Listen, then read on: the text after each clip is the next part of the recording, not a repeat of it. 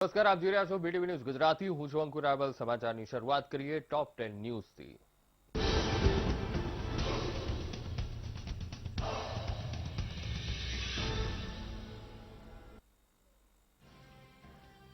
દેશમાં કોરોનાની ત્રીજી લહેર આવવાનું નક્કી છે. કોરોનાની ત્રીજી લહેર લઈને નીતિ આયોગે ચેતવણી આપી. નીતિ આયોગના સભ્ય વી.કે. સારસ્વતે કહ્યું કે કોરોનાની ત્રીજી લહેર આવવાનું નક્કી છે. સપ્ટેમ્બર-ઓક્ટોબર મહિનામાં કોરોનાની ત્રીજી લહેર શરૂ થવાની આશંકા. ત્રીજી લહેરને લઈને તૈયારીઓ પૂર્ણ હોવી જરૂરી. ત્રીજી લહેરમાં યુવાઓ વધુ પ્રભાવિત થવાની આશંકા. દેશમાં વધુમાં વધુ લોકોને વેક્સિન આપીને ત્રીજી લહેરથી બચાવી શકાય છે. રાજ્યમાં વેક્સિનેશનની કામગીરી ઝડપી બનાવાઈ. 18 થી 44 વર્ષના લોકોને વેક્સિન આપવાનું શરૂ કરાયું. ગઈકાલે કુલ 2,75,000 વેક્સિનના ડોઝ અપાયા. ગઈકાલે 18 થી 44 વર્ષના 1,89,636 લોકોને વેક્સિન અપાઈ. અત્યાર સુધીમાં કુલ 1,79,00,000 વેક્સિનના ડોઝ અપાયા છે. 18 થી 44 વર્ષના કુલ 20,95,000થી વધુ લોકોને વેક્સિન અપાઈ છે. દૈનિક 2,75,000 લોકોને વેક્સિનેશનનું લક્ષ્ય છે. અમદાવાદમાં 144મી રથયાત્રાની તૈયારીઓ શરૂ કરાઈ છે. આજે પોલીસના ઉચ્ચ અધિકારીઓની બેઠક મળશે. સુરક્ષા વ્યવસ્થાને લઈને બેઠકમાં ચર્ચા કરવામાં આવશે. રથયાત્રા કાઢવા મુદ્દે હજી સુધી કોઈ નિર્ણય લેવાયો નથી. કોરોના સંક્રમણને લઈને રથયાત્રા મુદ્દે હજુ સત્તાવાર કોઈ સ્પષ્ટતા પણ નથી કરાઈ. મંદિર ટ્રસ્ટ અને પોલીસ દ્વારા આગોતરી તૈયારીઓ શરૂ કરાઈ છે. રાજકોટમાં પાર્ક કરેલી હેરિયર કારમાં આગની ઘટના સામે આવી. વિદ્યાનગર રોડ પર 10 દિવસ પહેલા જ ખરીદેલી કારમાં આગ લાગી. આગમાં કોઈ જાનહાનિ થઈ નથી. ફાયર બ્રિગેડે આગ પર કાબુ મેળવ્યો. રાજ્યમાં પ્રી મોન્સૂન એક્ટિવિટીની શરૂઆત. ગત રાત્રે રાજ્યના કેટલાક વિસ્તારોમાં વરસાદ નોંધાયો. અમદાવાદમાં પવન સાથે વરસાદ ખાબક્યો હતો. આગામી 4 દિવસ સુધી વરસાદી માહોલ રહેશે. આજે પણ રાજ્યમાં કેટલાક જિલ્લામાં વરસાદની સંભાવના. અમદાવાદ, અરવલ્લી, મહીસાગર, બોટાદ, રાજકોટ, જૂનાગઢમાં વરસાદની સંભાવના. ગીર સોમનાથ, નવસારી, ડાંગમાં વરસાદ પડી શકે છે. ગુજરાત વિધાનસભાની 2022ની ચૂંટણીને લઈને ભાજપની બેઠક મળશે. આ બેઠકમાં ઉત્તર પ્રદેશ, હિમાચલ પ્રદેશ, ગોવા, પંજાબ અને ગુજરાતની ચૂંટણી મુદ્દે પણ ચર્ચા થશે. જેપી નડ્ડાની અધ્યક્ષતામાં 2 દિવસ બેઠક ચાલશે. ભાજપના તમામ રાષ્ટ્રીય મહાસચિવ હાજર રહેશે. સેવાદ સંગઠન નામના અભિયાન અંગે પણ ચર્ચા કરાશે. મહાસચિવો અને સંગઠન મંત્રીઓ સૂચના અપાઈ. રાજ્યોનો રિપોર્ટ તૈયાર કરીને લાવવાનું કહેવામાં આવ્યું છે. રિઝર્વ બેન્કે મહામારીમાં સૌથી વધુ પ્રભાવિત હોટલ, બસ સંચાલક, સલૂન અને બ્યુટી પાર્લરને લોન આપવાની જાહેરાત કરી છે. આરબીઆઈ દ્વારા બેન્કોને 4% વ્યાજ પર 3 વર્ષ માટે 15,000 કરોડનું ફંડ અપાશે, જેથી બેન્ક દ્વારા આ ક્ષેત્રના લોકોને ઓછા વ્યાજદરે લોન આપી શકાશે. મહત્વનું છે કે મહામારીમાં જાહેર કરાયેલા પ્રતિબંધના કારણે હોટલ, ટ્રાવેલ્સ ઉદ્યોગ, સલૂન, બ્યુટી પાર્લર સહિતના ઉદ્યોગને ભારે નુકસાન થયું છે. જેથી હવે ધંધા રોજગાર ફરી ધમધમતા થાય તે માટે આરબીઆઈ દ્વારા આ જાહેરાત કરાઈ. કોરોના મહામારીને ધ્યાને રાખીને દેશમાં વેક્સિનેશન પર ભાર અપાયો છે. ત્યારે હવે સિરમ ઇન્સ્ટિટ્યૂટ ઓફ ઇન્ડિયાને ડીસીજીઆઈએ સ્પુતનિક 5 વેક્સિન બનાવવાની મંજૂરી આપી છે. ડીસીજીઆઈની મંજૂરી મળ્યા બાદ હવે સિરમ ભારતમાં સ્પુતનિક 5 વેક્સિનનું નિર્માણ કરશે. ડીસીજીઆઈએ સ્પુતનિક 5ના એક્ઝામિનેશન, ટેસ્ટ અને એનાલિસિસની સાથે નિર્માણની મંજૂરી આપી છે. મહત્વનું છે કે હાલમાં સિરમ કોવિશિલ્ડ વેક્સિનનું નિર્માણ કરી રહી છે. ત્યારે હવે સિરમ રશિયાની વેક્સિન સ્પુતનિકનું પણ પ્રોડક્શન કરશે. પશ્ચિમ બંગાળમાં વેક્સિનના સર્ટિફિકેટ પર મુખ્યમંત્રી મમતા બેનર્જીની તસવીર હશે. વેક્સિનેશન બાદ મળનારા સર્ટિફિકેટ પર પીએમ મોદીની તસવીર હોય છે. ત્યારે હવે તબક્કાના વેક્સિનેશનમાં સીએમ મમતા બેનર્જીની તસવીર લગાવવાનો નિર્ણય રખાયો છે. 18 થી 44 વર્ષના લોકોને વેક્સિનેશન બાદ સીએમ મમતાની તસવીરવાળા સર્ટિફિકેટ અપાશે. મમતા સરકારના નિર્ણયને લઈને ભાજપના નેતાઓએ વિરોધ કર્યો. ભાજપ નેતા સમીક ભટ્ટાચાર્યએ કહ્યું કે ટીએમસી પીએમ પદની ગરિમા નથી સ્વીકારી રહી. ટીએમસી એક અલગ નિર્ભર દેશની જેમ વર્તન કરે છે. ટીએમસીએ માનવા જ તૈયાર નથી કે પશ્ચિમ બંગાળ ભારતનું રાજ્ય છે. અમેરિકાના પૂર્વ રાષ્ટ્રપતિ ડોનાલ્ડ ટ્રમ્પનું ફેસબુક એકાઉન્ટ સસ્પેન્ડ કર્યું છે. 2 વર્ષ માટે ડોનાલ્ડ ટ્રમ્પના એકાઉન્ટ પર પ્રતિબંધ લગાવાયો છે. ફેસબુકની કાર્યવાહી પર ડોનાલ્ડ ટ્રમ્પે કહ્યું કે આ અમેરિકાના નાગરિકોનું અપમાન છે. કેપિટલ બિલ્ડિંગ હિંસાને લઈને ફેસબુકે કાર્યવાહી કરી. ફેસબુક તરફથી પ્રતિક્રિયા આવી કે હિંસાને પ્રસરવા દેવામાં ટ્રમ્પની ભૂમિકા હતી.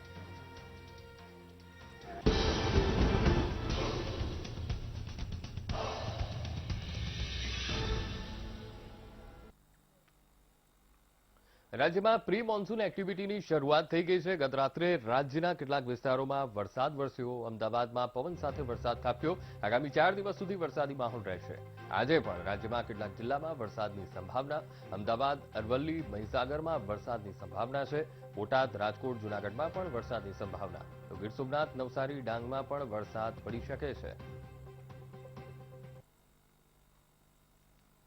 તો પ્રી મોન્સૂન એક્ટિવિટીની શરૂઆત થઈ ગઈ છે. વરસાદ અંગે આગાહીની જો વાત કરવામાં આવે, આગામી 4 દિવસ સુધી વરસાદની સંભાવના. આજે પણ રાજ્યમાં કેટલાક જિલ્લામાં વરસાદની સંભાવના સેવામાં આવી રહી છે. આ જ સ્થિતિ આગામી 4 દિવસ સુધી રહેશે. તો અમદાવાદ અને અરવલ્લીમાં વરસાદ પડી શકે છે, કારણ કે પ્રી મોન્સૂન एक्टिविटी शुरुआत થઈ ગઈ છે.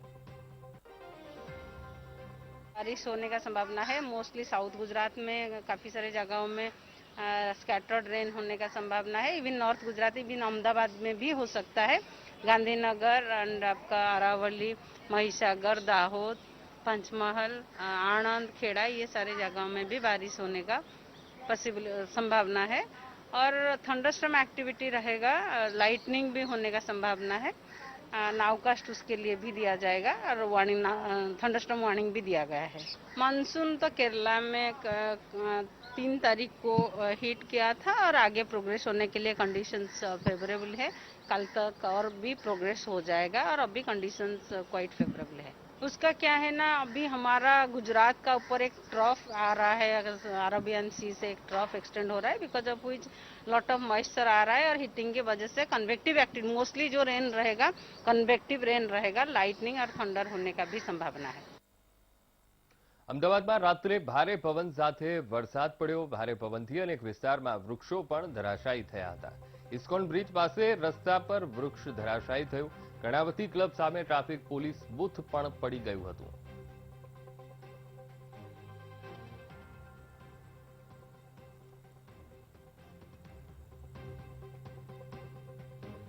અમદાવાદમાં વરસાદ પડતાની સાથે જ કોર્પોરેશનની જે ભૂલો છે તે છતી થતી હોય છે. વરસાદ પડે તેના પહેલા પ્રી મોન્સૂન એક્ટિવિટીના ભાગરૂપે જે વૃક્ષો છે ટ્રીમિંગ કરવાના હોય છે, પરંતુ કોર્પોરેશન છે તે ટ્રીમિંગ માત્ર ને માત્ર કાગળ પર કરે છે, રિયાલિટી નથી કરતા. જેથી કરીને ગઈકાલે વરસાદ આવતાની સાથે અમદાવાદની અંદર વિવિધ જગ્યાએ વૃક્ષો પડવાના બનાવો બન્યા છે. સાથે સાથે જે કોર્પોરેશન દ્વારા ખોદાયેલા ખાડા છે તેની અંદર ગાડીઓ પણ ફસાવાના બનાવ બન્યા છે. આપ જોઈ શકો છો દ્રશ્યમાં જે ઇસ્કોન બ્રિજ છે તેની પાસે વૃક્ષો પણ પડ્યા છે અને સાથે સાથે જે પોલાણવાળી જગ્યા છે તે ગાડી ભરાઈ ગયાના પણ બનાવ બન્યા છે. એટલે ચોક્કસથી કહી શકાય કે કોર્પોરેશન દ્વારા માત્ર ને માત્ર સ્માર્ટ અમદાવાદની વાતો કરવામાં આવે છે, પરંતુ તેના માટેના જે કામકાજ છે અને ખાસ કરીને જે વરસાદ પડે તેના પહેલાની પ્રી મોન્સૂન એક્ટિવિટી છે તેની અંદર માત્ર ને માત્ર કાગળ પર પ્લાનિંગ થતા હોય તેવું લાગે છે. રિયાલિટીની અંદર અમદાવાદમાં પ્રથમ વરસાદે જ કોર્પોરેશનની પોલ છે તે છતી થતી નજરે પડી રહી છે. કેમેરામેન અભિષેક પંચાલ સાથે જયંતિ ચૌધરી, વીટીવી, અમદાવાદ. તો ચોમાસાને લઈને હવામાન વિભાગે આગાહી કરી છે. આજે તમિલનાડુ ચોમાસું પહોંચશે. મુંબઈમાં 2 થી 3 દિવસમાં ચોમાસું પહોંચશે. ત્યારે આગામી 24 કલાકમાં પુડુચેરી અને કર્ણાટકના તટીય વિસ્તારમાં ચોમાસું પહોંચશે. કેરળ અને લક્ષદ્વીપના કેટલાક ભાગમાં ભારે વરસાદની સંભાવના સેવાઈ છે. ચોમાસું દક્ષિણના મોટાભાગના વિસ્તારમાં પહોંચી જશે. ચોમાસું અરબ સાગર તરફ આગળ વધી રહ્યું છે. આગામી 2 થી 3 દિવસમાં કોંકણ અને ગોવાના કેટલાક ભાગમાં ચોમાસું સક્રિય થશે. મહારાષ્ટ્રમાં ઠાણે, રાયગઢ, દક્ષિણ કોંકણ, પુણે, કોલ્હાપુરમાં ભારે વરસાદની સંભાવના સેવાઈ રહી છે. આ વર્ષે કેરળમાં ચોમાસું 2 દિવસ મોડું પહોંચ્યું છે.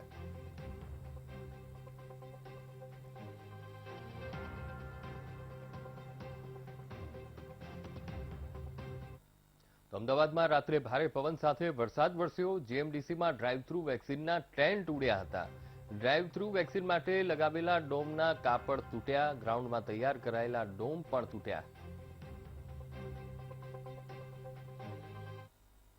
અમદાવાદના જીએમડીસી ગ્રાઉન્ડ ખાતે ડ્રાઈવ થ્રુ વેક્સિનેશનનો જે પ્રોગ્રામ ચાલી રહ્યો છે તેના જે ડોમ લગાવવામાં આવે છે તે ગઈકાલે વરસાદ અને વરસાદની સાથે પવન હતો તેને લઈને ડોમ છે તે ઉડ્યા છે. ડોમના કાપડ છે તે ફાટવાના બનાવો સામે આવ્યા છે. જે જીએમડીસી ગ્રાઉન્ડની અંદર લાગેલા ડોમ છે તેની અંદર કાલે જે ભારે પવન હતો તેને લઈને ખૂબ જ મોટું નુકસાન છે તે થયું છે. જે જગ્યાએ ડોમ લાગે છે તે તમામ ડોમની અંદર ક્યાંક કાપડ ફાટ્યા છે તો કેટલાક ડોમ છે તેની અંદર મોટું નુકસાન થયાનું પણ સામે આવી રહ્યું છે. ગઈકાલે જે રીતે હવામાન વિભાગે પણ આગાહી કરી હતી કે અમદાવાદની અંદર, અમદાવાદ ઉપરાંત ગુજરાતના કેટલાક શહેરોમાં વરસાદ આવશે અને વરસાદની સાથે પવન હશે, તે જ રીતે જે ગઈકાલ રાત્રે સાંજના સમયે જે ભારે પવન હતો ને પવનની સાથે વરસાદ હતો તેને લઈને જે જગ્યાએ વેક્સિનેશનનું રજીસ્ટ્રેશન ચાલે છે, વેક્સિનેશનનો કાર્યક્રમ ચાલી રહ્યો છે જીએમડીસી રસીના મેદાનમાં ત્યાં તમામ જગ્યાએ નુકસાન થયેલું સામે આવી રહ્યું છે. સાથે સાથે કહી શકાય કે ડ્રાઈવ થ્રુ વેક્સિનેશનની અંદર જે લોકો આજે આવશે તો તેમને પણ કેટલીક રાહ જોવી પડશે, કારણ કે જે ડોમ ઉડ્યા છે તે વ્યવસ્થિત કરી અને ડ્રાઈવ થ્રુ વેક્સિનેશન પ્રોગ્રામ છે તે ચાલુ કરાશે. કેમેરામેન અભિષેક પંચાલ સાથે જયંતિ ચૌધરી, વીટીવી, અમદાવાદ. તો રાજ્યમાં વેક્સિનેશનની કામગીરી ઝડપી બનાવાઈ છે. 18 થી 44 વર્ષના લોકોને વેક્સિન આપવાનું શરૂ કરાયું છે. ગઈકાલે કુલ 2,75,000 વેક્સિનના ડોઝ આપવામાં આવ્યા. ગઈકાલે 18 થી 44 વર્ષના 1,82,636 લોકોને વેક્સિન આપવામાં આવી. અત્યાર સુધીમાં કુલ 1,79,00,000 વેક્સિનના ડોઝ અપાયા છે. 18 થી 44 વર્ષના કુલ 20,95,000 લોકોને વેક્સિન અપાઈ. દૈનિક 2,75,000 લોકોના વેક્સિનેશનનું અત્યારે લક્ષ્ય સેવવામાં આવી રહ્યું છે.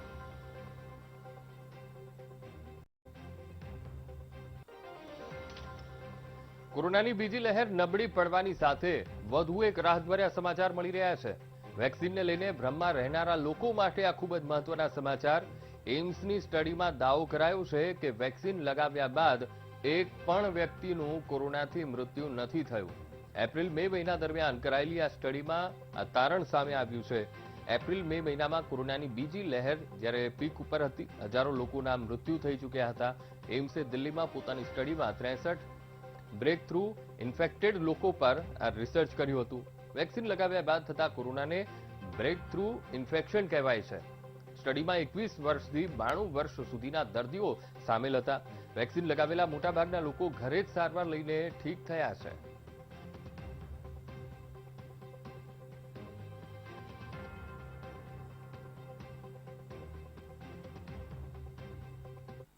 રશિયાની વેક્સિન સ્પુતનિક વી પણ સિરમ ઇન્સ્ટિટ્યૂટ બનાવશે. સિરમ ઇન્સ્ટિટ્યૂટને સ્પુતનિક 5 બનાવવાની ડીસીજીઆઈએ મંજૂરી આપી છે. સ્પુતનિક 5ના એક્ઝામિનેશન, ટેસ્ટ, એનાલિસિસ સાથે નિર્માણની પણ મંજૂરી મળી છે. સિરમ પહેલાથી જ કોવિશિલ્ડ વેક્સિનનું નિર્માણ કરી રહી છે, ત્યારે ભારતમાં સ્પુતનિક 5નું નિર્માણ ડોક્ટર રેડ્ડીઝ લેબોરેટરીઝ દ્વારા પણ કરાશે. રશિયાની વેક્સિનનો ઉપયોગ 14 મેથી શરૂ કરાયો છે. સ્પુતનિક 5 અત્યાર સુધી 50થી વધુ દેશમાં રજીસ્ટર્ડ છે. એક સ્ટડી મુજબ સ્પુતનિક વી વેક્સિનના બંને ડોઝની અસર 97.6% છે.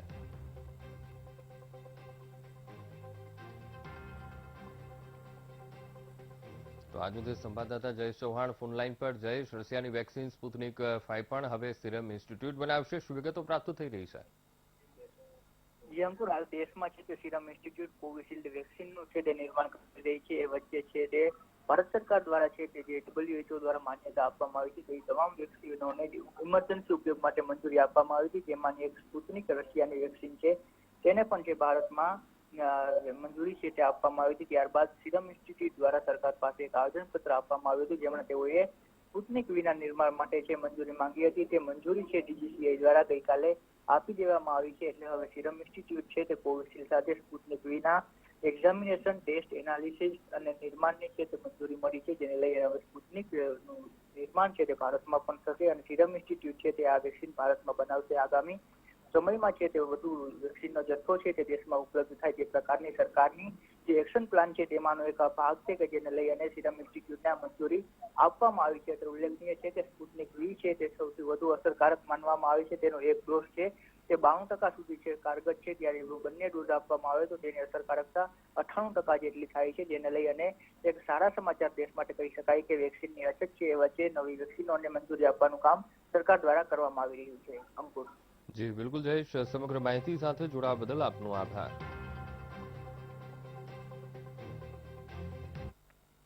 કોરોનાની બીજી લહેરે ભારતભરમાં હાહાકાર મચાવ્યો હતો, જેને લઈને કેન્દ્ર સરકાર દ્વારા રસીકરણ અભિયાનને તેજ બનાવવામાં આવ્યું છે અને આ અભિયાનમાં આરોગ્ય કર્મીઓ દિવસ રાત જોયા વિના કામ કરી રહ્યા છે.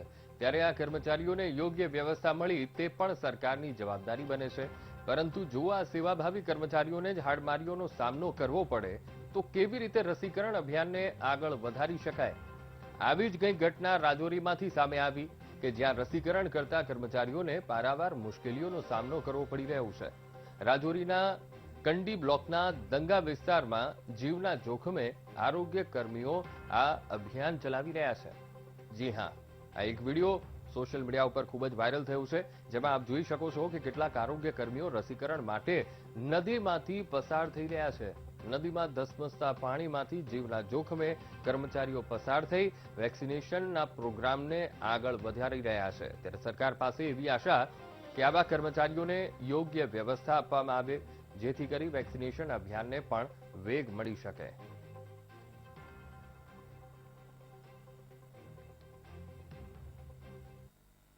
સમય થયો છે બ્રેકનો, લઈએ તો ભારતમાં ટૂંક સમયમાં ફાઇઝર અને મોડર્નાની વેક્સિન આવશે. બાળકોને પણ આ ફાઇઝર અને મોડર્નાની વેક્સિન આપી શકાશે. મોટા લોકોની સાથે બાળકો પણ આ બંને વેક્સિન લઈ શકશે. એમ્સના ડાયરેક્ટર ડોક્ટર રણદીપ ગુલેરિયાએ આ જાણકારી આપી.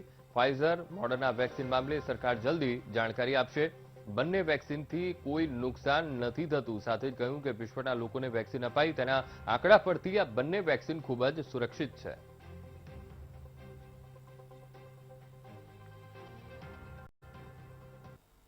તો દેશમાં ટૂંક સમયમાં આ બંને વેક્સિન આવશે, મોડર્ના અને ફાઇઝર.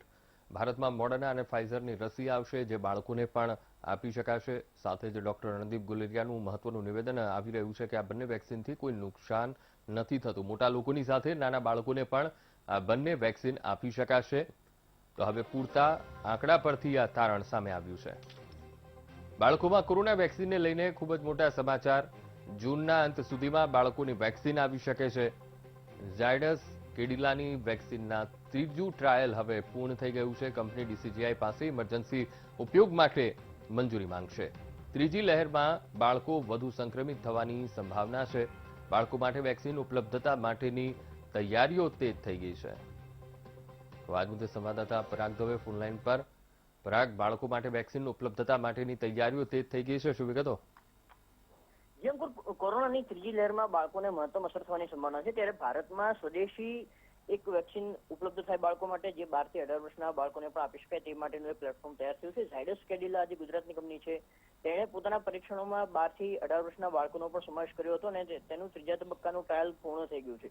આ અંગે નીતિ આયોગ દ્વારા એક નિવેદન આપવામાં આવ્યું હતું, જેમાં જણાવવામાં આવ્યું હતું કે કંપની દ્વારા ટૂંક સમયમાં DCGIની ઇમરજન્સી મંજૂરી માટે મંજૂરી માંગવામાં આવશે અને ટૂંક સમયમાં કંપનીને મંજૂરી મળી શકે તેવી પૂરી સંભાવના છે. દેશમાં લગભગ 12 થી 14 કરોડ જેટલા બાળકો આ વય જૂથમાં છે, તેથી લગભગ 28 કરોડથી વધુ વેક્સિન ડોઝની આવશ્યકતા ઊભી થાય તે પ્રકારની સ્થિતિ છે. ત્યારે ત્રીજી લહેરમાં બાળકો સંક્રમિત ના થાય તે માટે મોટા શહેરોમાં આ વેક્સિનેશન શરૂ કરીને આગળ વધવામાં આવે તે પ્રકારનું આયોજન છે. જી અંકુર.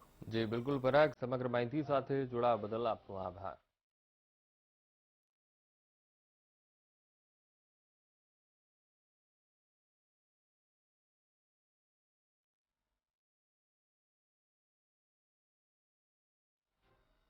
સમય થયો છે બ્રેકનો, લઈએ તો વિશ્વ પર્યાવરણ દિવસની ઉજવણી થઈ રહી છે. ત્યારે નરોડા એન્વિરો પ્રોજેક્ટ્સ લિમિટેડ અને નરોડા ઇન્ડસ્ટ્રીઝ એસોસિએશન દ્વારા આયુર્વેદિક છોડના ઉછેર માટે ખાસ તુલસીવન વિકસાવવાનો નિર્ણય કરવામાં આવ્યો છે. Naroda enviro projects limited NEPL Naroda ખાતેના કેમિકલ યુનિટોના પ્રદૂષિત પાણીની ટ્રીટમેન્ટ કરતી સંસ્થા છે અને તેના દ્વારા છેલ્લા 1 દાયકા કરતા વધારે સમયમાં નરોડામાં 1 લાખ જેટલા વૃક્ષો ઉછેરવામાં આવ્યા છે. NEPL અત્યાધુનિક ટેકનોલોજી દ્વારા પર્યાવરણ સંરક્ષણ માટે અનેક પગલાં લીધા છે અને આવનારા વર્ષોમાં પણ તે સતત ઇનોવેશન કરવાનો ધ્યેય ધરાવે છે. NEPLના ચેરમેન શૈલેષ પટવારીએ જણાવ્યું હતું કે કોરોના મહામારીમાં અનેક લોકોએ ઓક્સિજનના અભાવે જીવ ગુમાવવો પડ્યો છે. ત્યારે આપણને ફ્રી ઓક્સિજન આપતા વૃક્ષોનો ઉછેર અને બચાવ અનિવાર્ય છે. અને દર વર્ષે જે ગંદા એરિયા હોય એને અમે ચોખ્ખા કરીએ અને ત્યાં પ્લાન્ટેશન કરીએ છીએ. અને આ વખતે અમે 15,000 જેટલા આયુર્વેદિક પ્લાન્ટનું એક તુલસીવન બનાવી રહ્યા છીએ અને ત્યાં આગળ ફક્ત અને ફક્ત આયુર્વેદિકને લગતા છોડ ઉગાવે. અમે નવતર પ્રયોગ તરીકે એક જ ક્યારામાં, એક જ ખાડામાં વડ, પીપળ અને લીમડો એ 3 ભેગા વાવ્યા અને એવા 1200 છોડ તૈયાર થયા અને આજે 5 વર્ષમાં એ 20 થી 25 ફૂટની હાઇટના થઈ ગયા છે. એટલે આપણે પર્યાવરણને હવે રિસ્ટોર કરવાનો સમય છે અને દરેક જણને વિનંતી કે આપણે જે આપણા વડીલોએ આપણને આપ્યું એટલીસ્ટ આપણી નેક્સ્ટ જનરેશન માટે આપણે એટલું તૈયાર રાખીને એમને આપવા માટે બંધાયેલા છીએ. તો સમાચારમાં હાલ બસ આટલું જ. આગળ જુઓ ભવિષ્ય દર્શન કાર્યક્રમ મારા સહયોગી ભાવિકા સાથે.